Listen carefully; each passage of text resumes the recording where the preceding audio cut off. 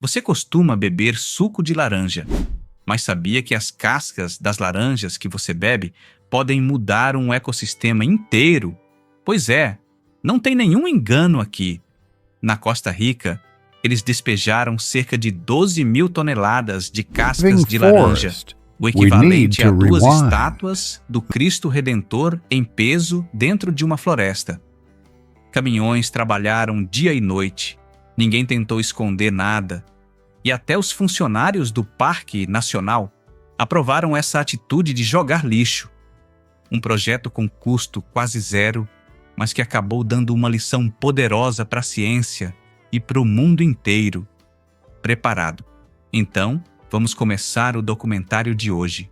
A Costa Rica costuma ser elogiada como o paraíso verde da América Central. O país ocupa apenas 0,3% da área terrestre do planeta, cerca de 150 mil quilômetros quadrados, mas abriga incríveis 6% de toda a biodiversidade mundial. Esse número impressiona, não é mesmo? Os costarriquenhos têm muito orgulho de sua reputação como uma das nações mais verdes e ambientalmente conscientes do planeta. E convenhamos, quem não ficaria orgulhoso de um título desses? Mas tente imaginar de 1940 a 1983. Vastas florestas nativas foram derrubadas em massa. E só entre 1990 e 2005, a Costa Rica perdeu mais de 173 mil hectares de floresta, uma área equivalente à região metropolitana de São Paulo. Hoje, o país ainda possui cerca de 2 milhões de hectares de florestas naturais, cobrindo mais de 51% de seu território, o que parece uma boa notícia. No entanto, na província de Guanacaste, mais de 120 mil hectares já foram completamente desmatados. Após décadas de pastagem intensiva, o solo ficou esgotado. As mudas não conseguiam mais crescer. E o que dominou o terreno foi o capim africano jaraguá, que sufoca as espécies nativas e vira combustível durante a estação seca. No Brasil, especialmente no Nordeste, a introdução de espécies exóticas para a pastagem, como o capim-elefante, tem causado sérios impactos ambientais, invadindo áreas nativas e desequilibrando os ecossistemas. Enquanto as florestas da Costa Rica lutavam para renascer, outro problema começava a chamar atenção: as cascas de laranja.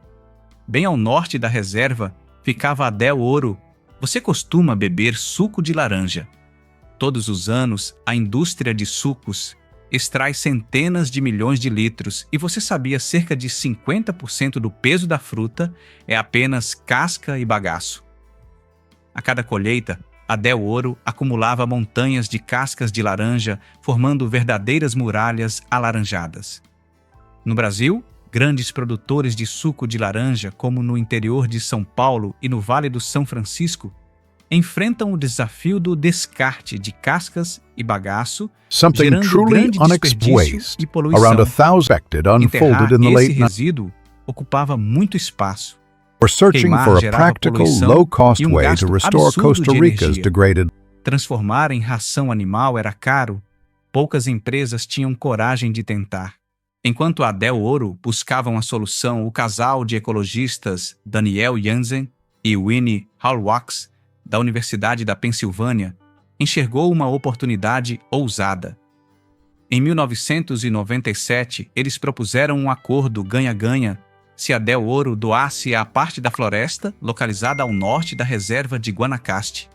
Para o Parque Nacional, a empresa receberia permissão para despejar gratuitamente toneladas de cascas de laranja nas pastagens degradadas dentro do parque. Além disso, o contrato incluía outros acordos importantes. A primeira cláusula dizia só: seria permitido despejar cascas e bagaço de laranja puros sem qualquer tipo de contaminação. Parece simples, mas na prática foi um verdadeiro desafio. A Del Oro teve que se comprometer a não usar uma única gota de pesticida ou produto químico agrícola em todo o pomar de laranjas. Bastava um pequeno erro para transformar todo o projeto em um desastre ambiental. Esse compromisso é semelhante aos desafios enfrentados por produtores de laranja no Brasil como em São Paulo, onde normas de certificação orgânica controlam rigorosamente o uso de pesticidas para proteger o solo e a biodiversidade. E não parava por aí, todo o bagaço precisava ser lavado e completamente livre do óleo de limoneno, um composto aromático natural, porém tóxico para as mudas jovens. Esse processo era caro, mas por sorte o próprio óleo de limoneno tinha alto valor na indústria de produtos de limpeza, transformando o que seria lixo em um produto lucrativo. Por fim, o despejo só poderia acontecer em áreas de pastagem já devastadas, onde o solo estava tão pobre que nem o gado conseguia mais permanecer. Apenas 6 meses depois do início do projeto, a área onde as cascas de laranja foram despejadas se transformou em uma cena de deixar qualquer um boquiaberto. O pesquisador Timothy Trewer, da Universidade de Princeton, relembra: as cascas de laranja haviam virado uma camada de solo preto, com 30 a 40 centímetros de espessura, exalando um cheiro ácido e tomada por larvas de mosca, parecia um enorme caldeirão de lama fervendo. Imagine só mais de 12 mil toneladas de cascas de laranja com um peso equivalente a 2 estátuas do Cristo Redentor, fermentando lentamente sob o calor úmido do clima tropical. O cheiro azedo se espalhava por centenas de metros e o ar ficava tomado por nuvens de moscas. Qualquer pessoa que passasse por ali precisava prender a respiração. Moradores num raio de 2 quilômetros começaram a se preocupar com o risco de surtos de doenças, especialmente com a mosca do Mediterrâneo, um inseto capaz de destruir mais de 200 tipos de cultivos de manga e goiaba a frutas cítricas. A imprensa local logo apelidou o lugar de o grande foco de contaminação, alimentando o medo e provocando uma verdadeira onda de indignação pública. Você consegue sentir como essa história estava fugindo completamente do controle. Nesse meio tempo, a competição na indústria de suco de laranja ficou ainda mais acirrada. Na década de 1990, as exportações de laranja da Costa Rica geravam mais de 900 milhões de dólares por ano e o custo médio para tratar o resíduo da fruta variava entre 40 e 50 dólares por tonelada. Enquanto outras fábricas gastavam milhões na construção de sistemas de tratamento, a Del Oro tinha permissão para despejar gratuitamente dentro do Parque Nacional. A maior concorrente, Tico Fruit, que havia investido mais de 5 milhões de dólares em sua própria estação de tratamento, ficou indignada. Em agosto de 1998, a empresa entrou com uma ação judicial acusando a Del Oro de poluir o Parque Nacional Guanacaste. A petição descrevia o acordo ambiental como uma licença disfarçada para despejar lixo, argumentando que as cascas continham D-limoneno, um composto oleoso capaz de infiltrar-se no lençol freático, além de alertar para o perigo da proliferação da mosca do Mediterrâneo, algo que poderia arruinar toda a indústria da laranja do país. Dá para perceber que eles acertaram em cheio no medo coletivo, não é? Mas a batalha não ficou só nos tribunais. A Tico Fruit lançou uma campanha de comunicação em todo o país, anúncios de rádio, matérias sensacionalistas e programas de TV em horário nobre. Mesmo com a Rainforest Alliance e diversos ecologistas garantindo que o projeto era seguro, a opinião pública acabou vencendo. No fim, a Suprema Corte da Costa Rica decidiu encerrar o contrato de 20 anos e até mesmo os diretores da agência ambiental que apoiavam o projeto foram afastados de seus cargos. Após a sentença, a Del Oro obviamente precisou encontrar outras soluções para a montanha de cascas abandonadas. Segundo registros internos e reportagens locais, a empresa passou a colaborar com fábricas de adubo orgânico, transformando as cascas em composto certificado como ecológico, mediante um processo adicional para eliminar micro-organismos nocivos. Você também achou que a história terminava aqui, não é? Pois quase 20 anos depois daquela polêmica, a maioria das pessoas já tinha esquecido o tal lixão de cascas de laranja que causou tanto alvoroço. Mas para o ecologista Daniel Wanzen, a história estava longe de acabar. Ele enviou seu ex-aluno da Universidade de Princeton, Timothy Trewer, para voltar ao local e investigar.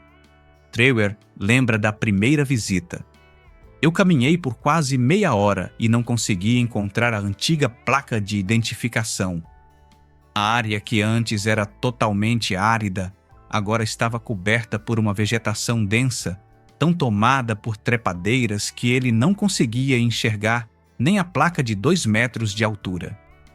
Sem desistir, Trewer voltou uma semana depois. E ao finalmente entrar na antiga área de despejo, ficou sem palavras. A poucos centenas de metros dali, o contraste era como da noite para o dia diante dele, surgia uma jovem floresta tropical, com copas tão fechadas que a luz do sol mal conseguia atravessar. É inacreditável, exclamou Trewer. A única diferença entre esses 2 pedaços de terra são as cascas de laranja. Nos 3 anos seguintes, a equipe de Princeton realizou uma análise detalhada. A biomassa sobre o solo aumentou 175%. O número de espécies de árvores triplicou em relação à área de controle e o solo ficou mais fértil e rico em nutrientes. Havia uma figueira imensa com quase 1 metro de diâmetro que precisava de 3 pessoas para abraçá-la por completo. E até um taira, um tipo de mustelídeo do tamanho de um pequeno cão, apareceu por lá, prova viva de que a cadeia alimentar estava voltando à vida. Quem diria que aquele resíduo fétido de anos atrás se transformaria em um paraíso verde? E não era só beleza. Essa floresta jovem se mostrou um reservatório de carbono de custo negativo, ou seja, capaz de absorver CO2 praticamente sem nenhum gasto.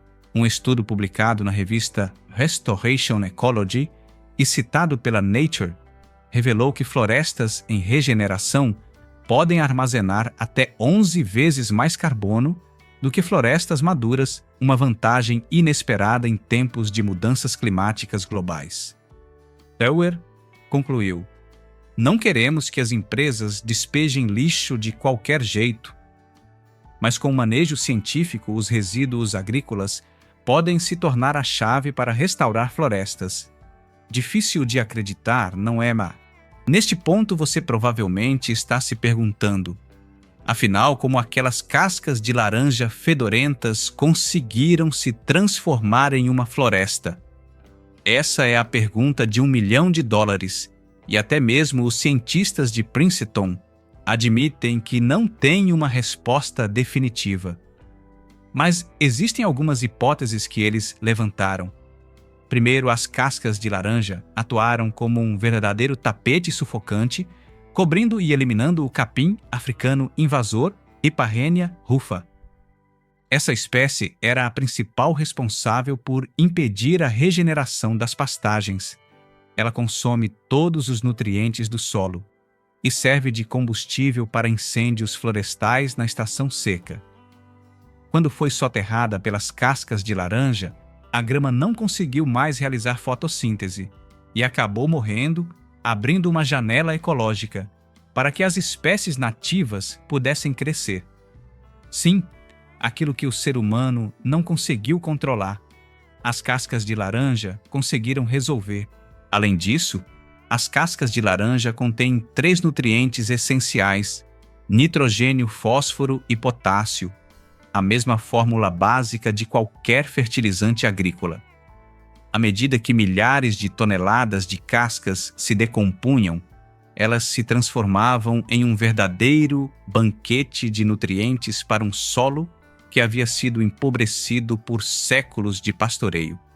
O resultado: as mudas cresceram rapidamente em um terreno finalmente fértil e cheio de vida.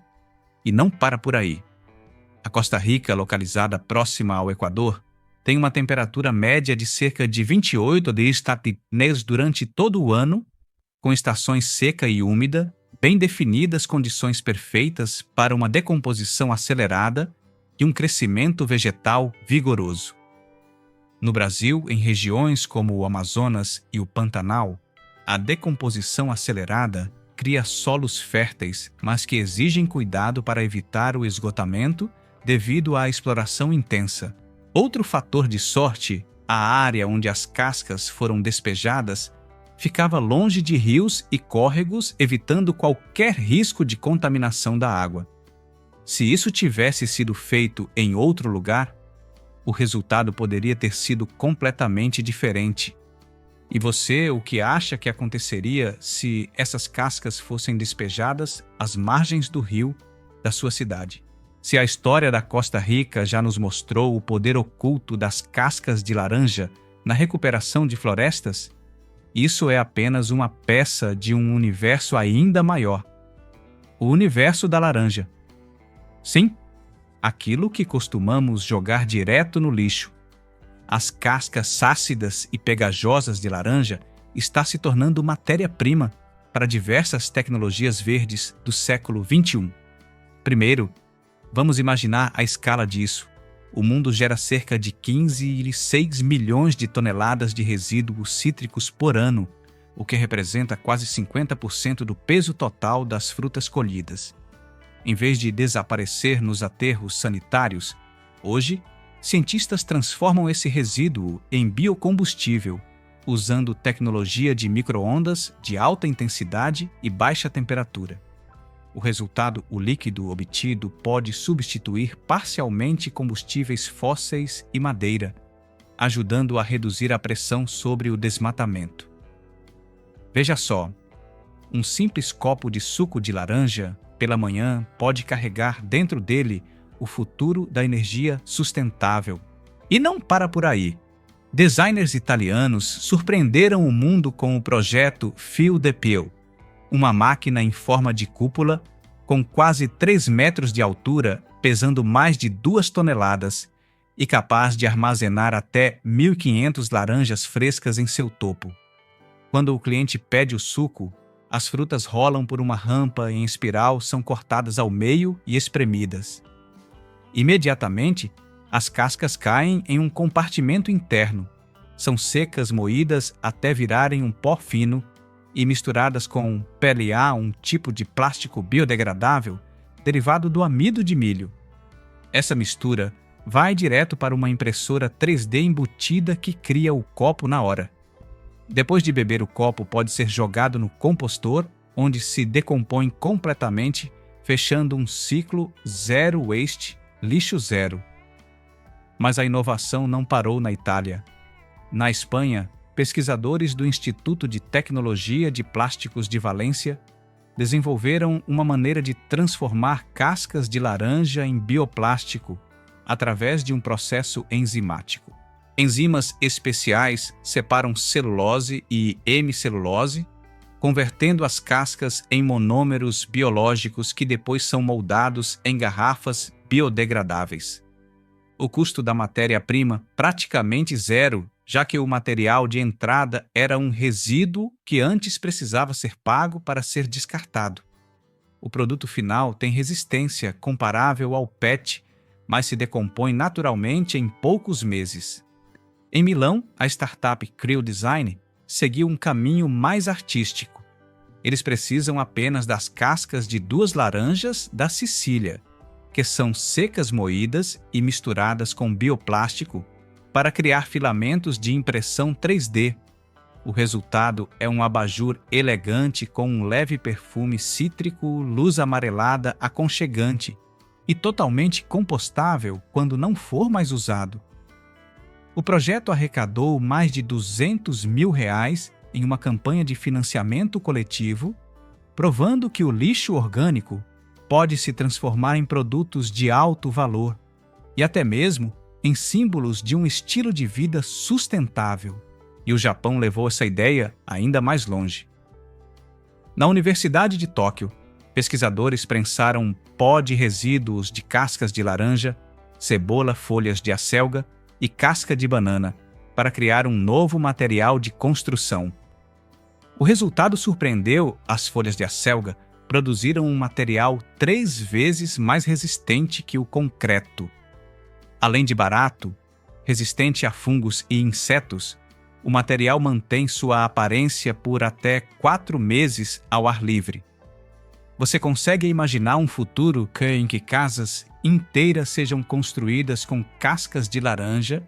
Se um monte de cascas de laranja fedorentas foi capaz de se transformar em uma floresta verdejante, o que você acha que poderíamos criar com os milhões de toneladas de resíduos alimentares espalhados pelo mundo? Deixe sua opinião aqui nos comentários. E não se esqueça de se inscrever no canal para não perder outras histórias incríveis da natureza.